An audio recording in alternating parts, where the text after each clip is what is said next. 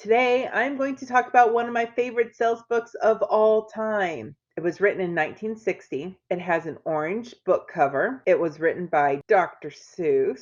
It is Green Eggs and Ham. How many of you, when you read this book to your children, niece, nephew, when you babysat kids growing up, did you think, man, that's such a great sales book? Probably none of us.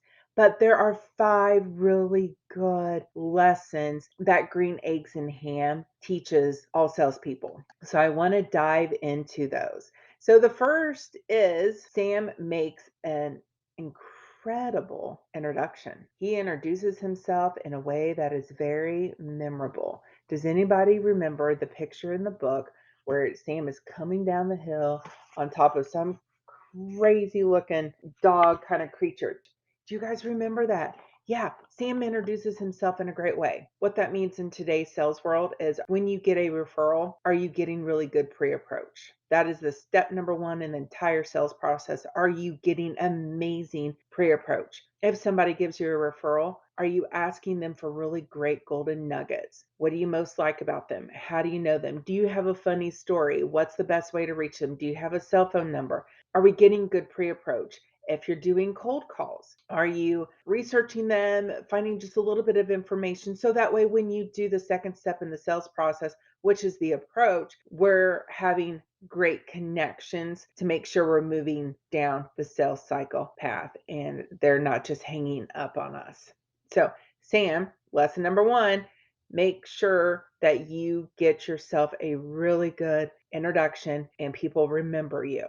What that looks like is somebody gives you a referral and you're calling that referral and you're on the phone and they're like, "Hi, this is Mike. Hey, Mike, this is Becca Goldsberry.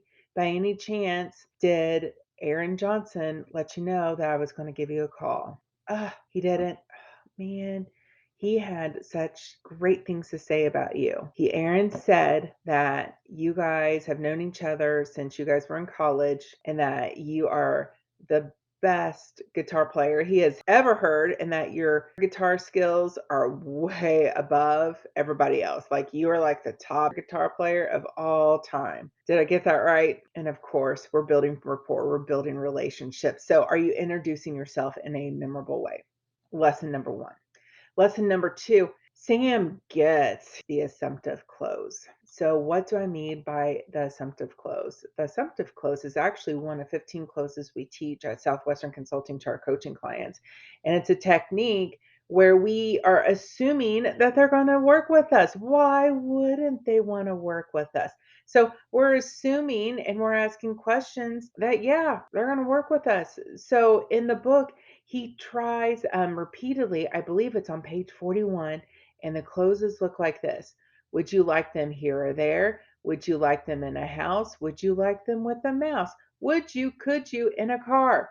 Assumptive, like, hey, we're going to do business. Where do you want your green eggs and ham? So we're going to just assume that everybody wants to work with us. Step number 3, Sam doesn't get upset by the fact that dog, bear, sheep creature doesn't like him. In sales, we're told we need to have some tough skin. No's are always going to be there. Objections are always going to come. It's not personal. It's not about us. When we're prospecting, we got to make sure we're just keep on going. Keep on smiling and dialing, as we say. Don't give up. No matter what, you just keep going because the next yes is always around the corner. No's are okay. Just keep going. The 4th lesson is that Sam doesn't take no for an answer. So number 3, we talked about Sam doesn't get upset that people don't like him. But 4 is specifically Sam doesn't take no for an answer. Did you know he gets rejected 69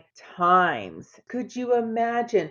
When would you have given up? After the 1st, 3rd, 5th time? Do you keep going? And I'm not saying to be like to hound people, but are we being pleasantly persistent? If people keeps giving us maybes, how long do we keep the maybes in our pipeline? Do we keep them in forever? Or is there a point where, you know what, it's on to the next? And that is a fine line. That is a gray area for a lot of people. I have one colleague stop calling people after 3 or 4 times. What's it for you? If you talk to somebody and they keep giving you maybes, how often do we keep going back? Do you have a really good follow-up system for that? So that's how we can correlate this lesson in today's world. Okay, the fifth lesson that Sam teaches us is that we have to get the product in people's hands. So if you sell a widget, a gadget, something that people can touch, get it in their hands. Let them try it out, test it out. If you sell an intangible, like we do with coaching, stories, testimonials, data, anything that can show the benefit of working with you is important.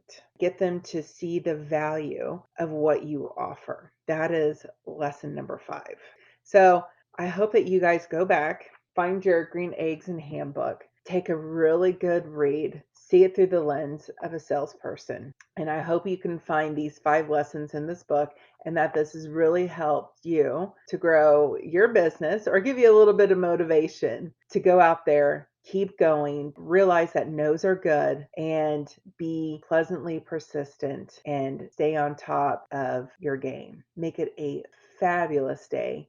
And if you haven't liked, subscribed, or hit that little notification button on, go ahead and do so. Until then, make it a great day.